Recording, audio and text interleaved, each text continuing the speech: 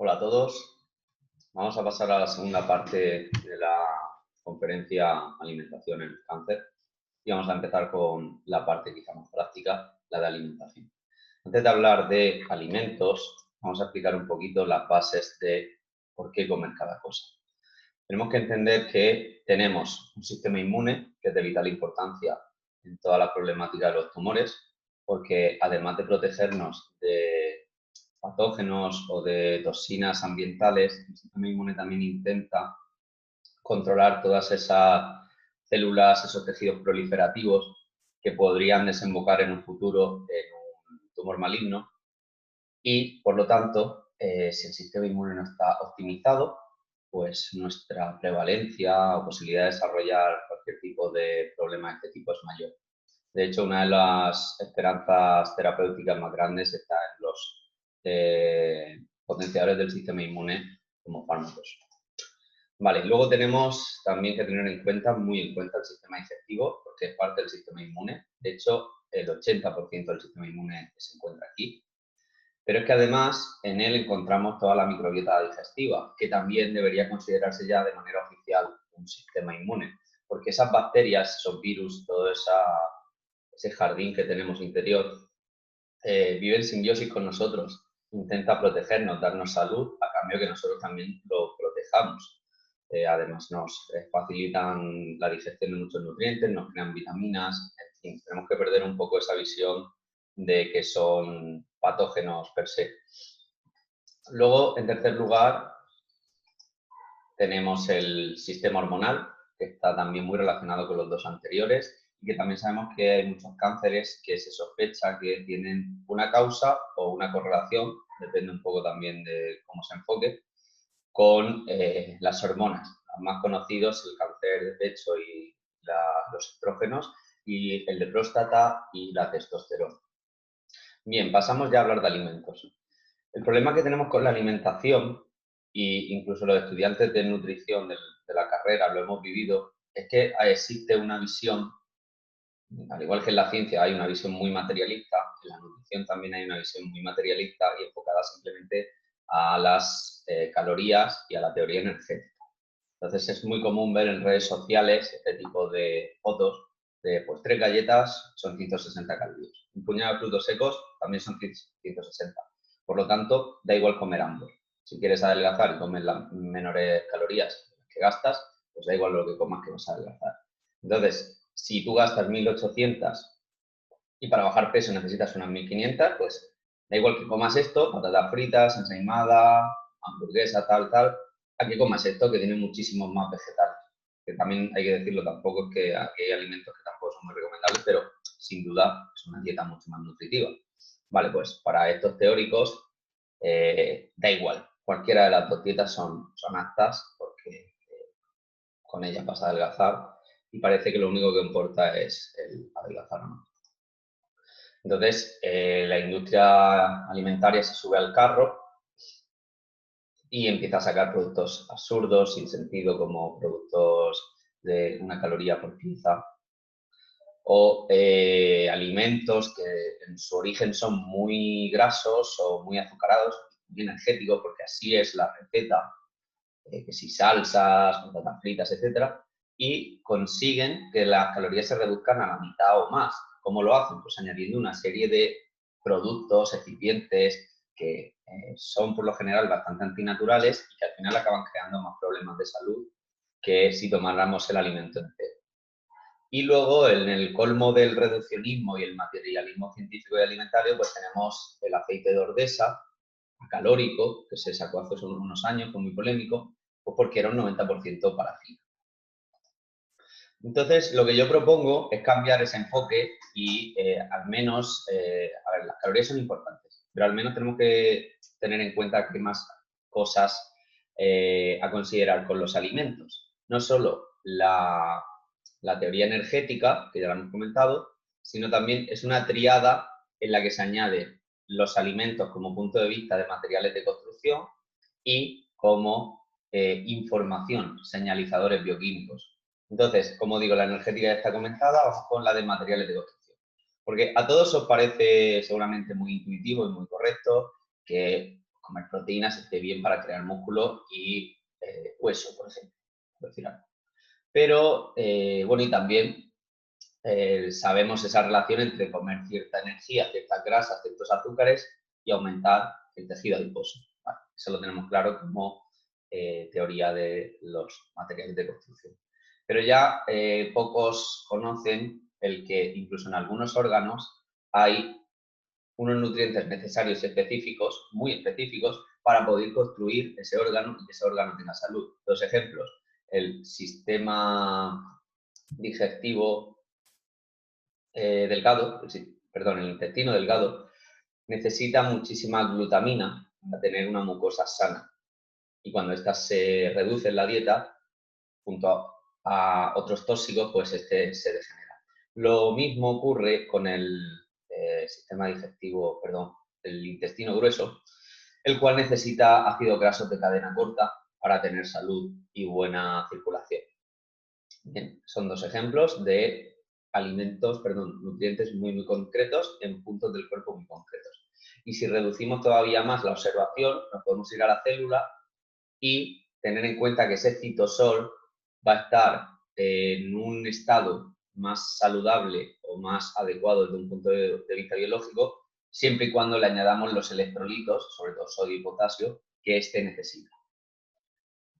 ¿Vale? Por lo tanto, pues añadimos la parte de que los alimentos ya no son solo calorías, sino que son también los ladrillos con los que construimos nuestro cuerpo, y cada parte del cuerpo necesita un tipo de material.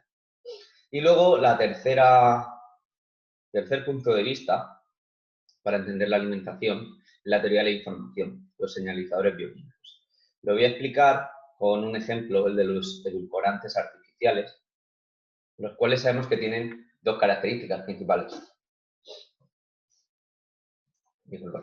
Una es que son muy dulces, mucho más que el azúcar, incluso de 100 a 1000 veces, y la segunda es que no tienen calorías. Entonces mucha gente piensa que esto es fantástico porque se toma una Coca-Cola cero y lógicamente ha metido 0 calorías y eso le va a dar salud porque al no meter calorías no va a engordar y todo lo que yo quiero. Esto es un error grande por lo siguiente. Los edulcorantes se ha visto que, para empezar, causan problemas a nivel de comportamiento. Entonces, yo puedo tomar por la mañana una cola light o cero, la que sea, y se ha visto que por la tarde la gente tiende a compensar, o al día siguiente, me da igual.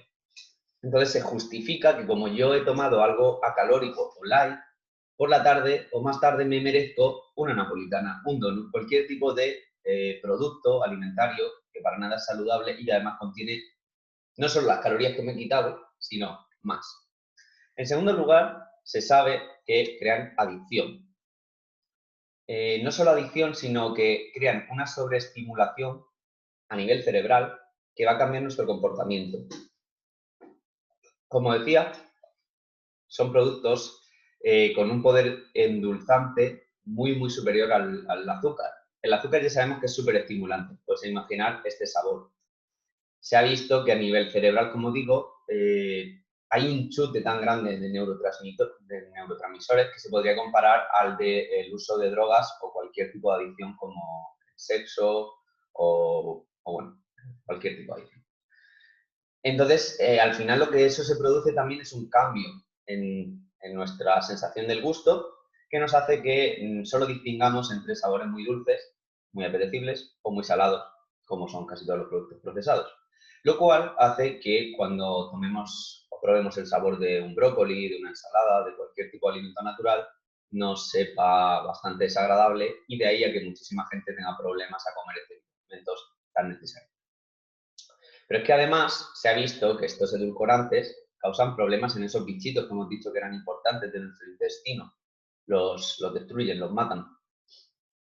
Y quinto, hay estudios, es cierto que en ratones no son de alta validez, pero se ha visto en estudios con ratones que son capaces de causar tumores. Por lo tanto, 5 motivos para entender que los alimentos no son solo calorías, no son solo material de construcción, porque con esto no se construye nada, se destruye más bien, y vemos cómo el cuerpo puede responder a una u otra cosa, a igualdad de calorías, de manera muy diferente. Siguiendo un poquito más con esta última teoría informativa, volver también al tema de los microbios. tener en cuenta que es un campo por estudiar, pero que cada vez está más en auge y se está viendo que la gente saludable, como veíamos en el primer vídeo, deportistas, ancianos centenarios, cazadores-recolectores, suelen compartir una igualdad, una semejanza de estos bichitos, esas colonias, esas diferentes especies que tienen y también, por supuesto, una semejanza de sus hábitos. Por el contrario, la gente poco saludable, obesa, con enfermedades crónicas, también comparte una similitud en estos bichitos y bacterias y también una similitud, por supuesto, en los hábitos. Entonces, también debemos empezar a entender que los alimentos pueden destruir una colonia entera de bacterias beneficiosas y potenciar una que nos cree malignidad. Por lo tanto, súper importante esto a la hora de comer una u otra cosa. La crítica principal que se hace por parte de la gente, los científicos más cientificistas, por ejemplo los químicos, es que, bueno, no existen alimentos naturales y artificiales, porque todo es químico. Entonces, pues pueden ver en internet imágenes de este tipo. Un plátano natural en el que desglosan todos sus componentes, como si fuera un auténtico procesado con 50 ingredientes. Y bueno, pues ahí vemos que si agua, que si azúcares, que si aminoácidos, que si ácidos grasos, colores, sabores.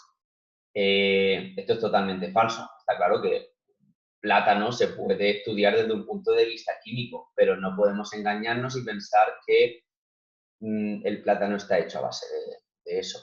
De hecho, si yo cogiera ahora todo ese listado de ingredientes, llamara a una empresa química y le dijera que me proveyera de esos productos en esas cantidades, ya me diríais vosotros qué tipo de receta o qué tipo de cocinado hago para hacer un plátano.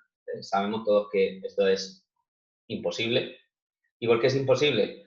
Pues porque el plátano se crea en la naturaleza y además no en cualquier sitio. Hay terrenos o lugares, climas apropiados para el plátano, otros para las manzanas, otros para las zanahorias. Se crean gracias a, por supuesto, a los nutrientes que le da la planta, que obtiene de la tierra, del ambiente, pero hay algo más que la ciencia quizás no puede medir, llamémoslo energía, llamémoslo otras cosas, que hace que la naturaleza del momento sea la única que pueda producir un plátano y que ese plátano tenga infinitamente mayor beneficio para nuestra salud que ese listado de ingredientes que veíamos y que si a lo mejor tomáramos por separado, pues no tendría nada que ver, como digo, con su producto en forma natural. Vale, vamos con la última parte más teórica y quizás más importante. Vamos a empezar por qué comer o cómo mejorar nuestra alimentación a la hora de tener una enfermedad tan grave como esta. Y vamos a partir del supuesto que llevamos una dieta estándar, la llamada dieta occidental o dieta de cafetería, la cual se basa en productos procesados, harinas, azúcares, etc. Entonces, el primer objetivo es mejorar esa dieta. ¿Cómo lo hacemos? Entendiendo el concepto de densidad nutricional. Mirad, tenemos aquí un cuadro, su eje Y, que nos indica las calorías, el X, la densidad nutricional, es decir, la cantidad de vitaminas, minerales y otros compuestos muy beneficiosos que contenga el alimento. Y en el recuadro tenemos diferentes alimentos, los puntitos representan estos, y todos agrupados por grupos, en este caso cereales. Pues bien, vemos que los cereales se distribuyen en un grupo de alimentos de calorías medias a bajas y una densidad nutricional de media a baja también, ¿vale? Por lo tanto, podríamos decir que son calóricos y poco nutritivos. Se salvan quizá un poquito la avena y poco más. Vamos a ver ahora vegetales y frutas. Vemos que cambia mucho la tendencia, las calorías están todos en muy bajas o bajas y la densidad nutricional empieza a ser de medio baja, a medio alta, a muy alta, en el caso, por ejemplo, de la espinaca, por ejemplo, o el kale. Entonces, sabemos que si comemos vegetales vamos a tener muy pocas calorías, muchísima saciedad por su fibra tal y también muchísima nutrición. Y ahora tenemos el grupo de los productos animales, muy demonizados, sobre todo las carnes, donde nos llevamos la sorpresa. No son tan calóricos como pueden parecer, van de medio a baja densidad calórica, pero son muy nutritivos, quizás los que más en algunos casos, porque van de medio a medio alto a alto. En el caso del hígado podríamos decir que es el alimento más nutritivo, incluso por encima de esas espinacas, el cale, etc. Entonces, al final lo que tenemos que entender es que cuanto nosotros comamos alimentos más densos nutricionalmente y menos densos calóricamente, vamos a obtener mayores beneficios. ¿Y cómo consigo esto desde un punto de vista práctico? Pues súper fácil, yendo al mercado tradicional.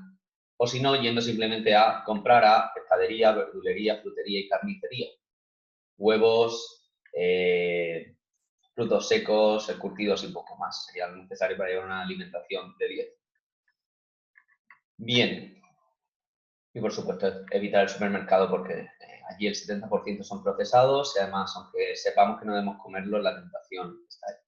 Vale, y vamos a ver ahora el supuesto de una persona que ya lleva una dieta muy limpia, muy bien, muy buena, perdón, muy parecida a lo que hemos comentado. Y en el caso de que sufra una enfermedad tumoral o quiera prevenirla, pues nos pregunte qué hacer para hacer lo más excelente, la perfección absoluta.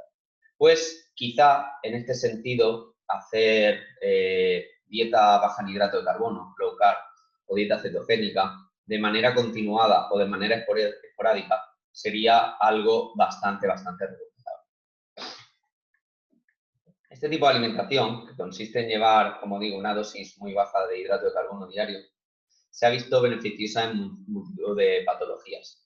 De hecho, uno de los beneficios es simplemente que la densidad nutricional aumenta, ¿vale? Al quitar, como hemos visto, cereales, azúcares, sobre todo procesados, pues nuestra dieta va a tener muchísimas más vitaminas y minerales. Pero es que además, como digo, si llevamos sobre todo una dieta cetogénica, esto lo que produce en nuestro cuerpo es un estado de cetosis. Quiere decir que el mecanismo, el metabolismo cambia de ser más glucolítico, como ocurría cuando veíamos la célula tumoral, a ser más dependiente de los ácidos grasos y de sus derivados, como son los cuerpos cetónicos. Se ha visto en estudios que el cerebro, a pesar de que sea un devorador de glucosa, si no hay glucosa y entra en cetosis, lleva muy bien el consumir cuerpos cetónicos, sobre todo hidroxibutirato.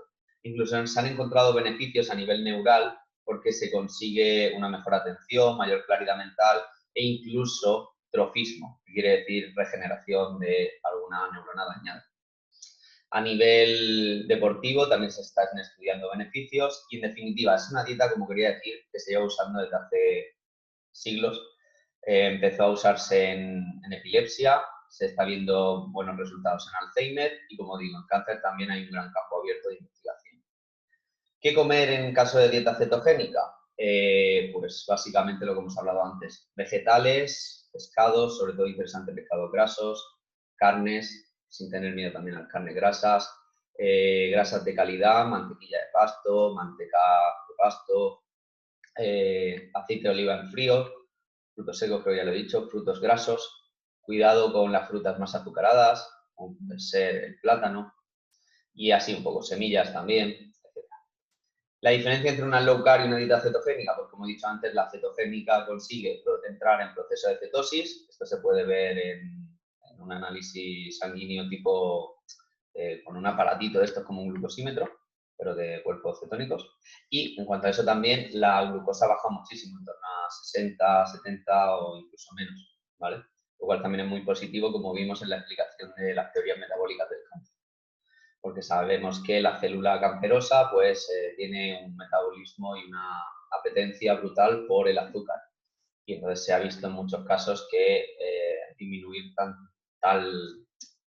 tanta cantidad, perdón, la ingesta de azúcar y hidratos, pues, entre comillas, se mata esa célula de hambre. Cosas que yo añadiría a esa dieta cetogénica por ya terminar de rematar y hacerla perfecta. Pues el caldo de huesos y vegetales, por su gran contenido en glicina, que es un aminoácido fundamental para los tumores, para evitarlos, y también por su contenido en general en colágeno, no me salía la palabra. Luego, en cuanto a vegetales, intentar variar muchísimo, no caer en el error de comer vegetales solo la típica ensalada de tomate y lechuga, variarlos mucho, de diferentes formas de cocinado, hacer quizá un listado semanal o mensual y apuntar toda la cantidad de vegetales diferentes que he comido y al mes siguiente si puedo probar nuevos o aumentar ese listado. Luego, súper importante, las grasas. Los ácidos grasos hay que limitar al máximo los inflamatorios y potenciar al máximo los antiinflamatorios. Esto es fundamental también porque sabemos que el cáncer es una enfermedad inflamatoria o relacionada con la inflamación. Y luego, está justificado el miedo a las grasas animales porque sabemos que la ganadería industrial está muy contaminada, hay muchas toxinas, antibióticos, etcétera. Estos se acumulan en esa grasa. Entonces, la recomendación aquí es intentar al máximo comer animales orgánicos. Incluso tendría más sentido que buscar vegetales ecológicos. Empezar primero por huevos, por carnes, que tampoco es tan difícil, incluso por pescado. Ahí quizás sí hay un poquito más de trampa, pero intentarlo en este sentido porque se lo vamos a notar muchísimo. Incluso mantequilla de pasto, ghee, todo eso. Vale, y luego si seguimos hablando de dietas, pues tenemos que hablar también de la no dieta, que es el ayuno y ayuno intermitente. El ayuno es una práctica que tenemos que entender que el ser humano ha vivido continuamente, hasta los últimos 50 años, en periodos de inanición. Es decir, momentos del año en los que el alimento no era posible conseguir. Bien cuando éramos cazadores en el Paleolítico, vivíamos en cuevas y había que cazar y a veces no se conseguía cazar y uno estaba una semana sin comer. Bien cuando nos volvimos neolíticos o los tiempos medievales o incluso antes de la Revolución Industrial, cuando había hambrunas por malas cosechas, por el motivo que fuera. O bien incluso una vez en la Revolución Industrial, pues incluso países occidentales como Rusia hasta los años 90 tuvieron problemas de hambrunas. Entonces, en nuestros genes está esa frecuencia de vez en cuando sentir un periodo de inanición donde el cuerpo se consume a sí mismo. Esto no es malo porque produce una limpieza. Se ha visto que en el cáncer, al igual que en muchísimas enfermedades, esto es beneficioso, ahora explicaré cómo hacerlo, pero es que además tenemos que tener en cuenta que es un saber tradicional y ancestral el ayuno como forma de curación, terapia curativa. De hecho, por motivos religiosos el ayuno está muy instaurado en casi todas las culturas, pero se piensa al estudiar este tema que hay cierto componente también de protección de la salud de los diferentes pueblos. ¿Vale? Entonces, ahí se encuentra un poquito el motivo de las diferentes cuaresmas, ese tipo de cosas. También relacionado, por supuesto, con prácticas espirituales, pues sabemos que Buda o Jesús hacían ayunos extremos de 40 días y algunas otras figuras de este tipo asceta. Y bueno, el ayuno hoy en día, como digo, en una población de abundancia alimentaria y de alimentos procesados por doquier, pues entiendo que se puede hacer una locura, ¿vale? Ya no solo difícil, sino que sea alguno piense que es una temeridad, que puede ser peligroso para la salud. Incluso algunos profesionales de la salud que no conocen el tema, pues piensan que se está poniendo en riesgo el cuerpo. Y a ver, el único riesgo que se corre, como digo, si hablamos de una persona con mala salud, que lleva una alimentación muy industrial, que come 5, 6, 7 veces al día, con todo alimentos procesados muy azucarados, pues lógicamente si se pone de primeras a hacer un ayuno de 24 horas, es muy probable que le dé una bajada de azúcar, se sienta muy mareado, se sienta fatal, incluso en esa autofagia, en esa propia autocanibalismo que hace el cuerpo, pues al desechar en el torrente sanguíneo tantísima toxina, pues haya un microenvenenamiento. Entonces, esto hay que hacerlo de manera progresiva. Lo primero es limpiar la dieta, hacer dieta de alta densidad nutricional. Lo segundo, probar la dieta cetogénica porque nos va a ayudar a tener un equilibrio mayor en las hormonas. Y tercero, empezar con ayunos suaves, ayuno intermitente, que se puso muy de moda hace unos años con el fitness. El ayuno intermitente consiste en diariamente reducir la ventana de alimentación. Como podéis ver aquí, 8 horitas de alimentación, 16 de fasting, ayuno. Es una forma. Si queremos empezar por algo más fácil, pues tenemos el 12-12, en el que simplemente adelantamos la cena. A las 8 de la tarde terminamos de cenar y hasta el día siguiente a las 8 de la mañana no tomamos nada. Una vez que controlemos el 16-8 y el 12-12, podemos probar el 20-4, en el cual, por ejemplo, meriendo algo ligero y luego ceno fuerte y hasta el día siguiente no vuelvo a merendar y cenar. O el de 24 horas, donde hago una sola comida al día. Si quiero avanzar un poquito más, puedo probar un ayuno de 48 horas, el fin de semana, entonces como durante la semana 5 días normal y el fin de semana ayuno. Y estos serían las formas de ayuno intermitente. Una vez conseguido esto, está estudiado, como decía, que en el cáncer es muy interesante hacer ayunos de hasta 3 días. Algunos investigadores han visto que a partir de los 3 días hay una regeneración total del sistema inmune. Desde el principio hemos visto la importancia del sistema inmune en los tumores. Luego también hay algunas investigaciones que ven que la respuesta a la terapia de quimio de radio, seguro. De quimio ahora mismo dudo. Creo que sí, que las dos. Que la respuesta es mejor cuando se hace un ayuno previo, ¿vale? Y en general, como decía, ayuda también a esa limpieza y esa inanición del tumor. Por lo tanto, no asustaros porque sobre todo si se tiene sobrepeso, una persona puede estar, por supuesto, si lo hace controlado por un profesional progresivamente, puede estar hasta una semana más sin comer. El único momento en el que sería desaconsejable, pues si hubiera algún trastorno de la alimentación tipo anorexia, ¿vale? Por tema de comportamiento, y sobre todo si hay un estado avanzado de la enfermedad. Pues si el cáncer está avanzado, hay ya caquexia, que es cuando la persona está terminal con un índice de masa corporal súper bajo, sin músculo, sin grasa, aquí quizá el ayuno pues sería peligroso, ¿vale? Y bueno, hasta aquí la segunda parte del vídeo, que como digo es un resumen de la conferencia que se hizo este fin de semana sobre alimentación y cáncer. Espero que os haya gustado y que, si es así, pues os suscribáis, compartáis el vídeo y nada, nos vemos en el próximo. Saludos.